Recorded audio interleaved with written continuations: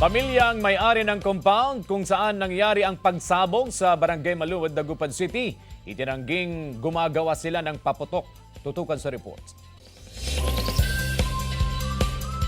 Sugatan ang 4 na katao sa pagsabog ng mga paputok na nakaimbak sa kwarto ng ginagawang bahay sa Barangay Maluwad, Dagupan City. Agad silang isinugod sa ospital. Ang malakas na pagsabog nakuhanan ng CCTV mula sa kalapit na bahay.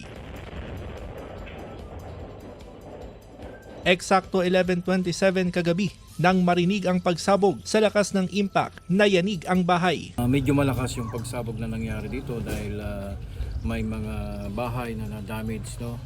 Sa lakas ng shockwave ng paputok or yung pagsabog, may mga salamin ng mga bahay na na-damage. Nagiba ang mga pader ng ginagawang bahay kung saan sumabog ang mga paputok habang 4 pang katabing istruktura ang napinsala. Ang bahay ni Mang Jose, nabasag ang salamin ng bintana dahil sa pagsabog. Kasi nakatulog ako, gumalaw yung bahay namin. Akala ko nasira na eh. Tapos lumabas ako, yung mga anak ko, umalis kayo dyan, ako.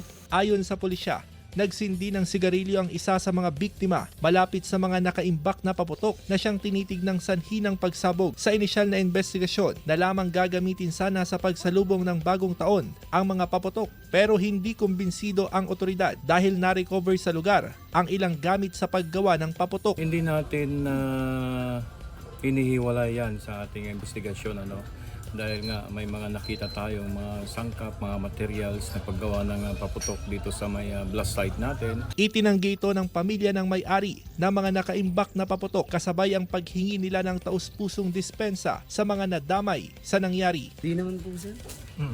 Talagang stock lang na paputok.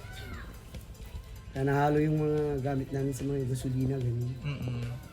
Siguro, natapunan din siguro ng sigarilyo kaya.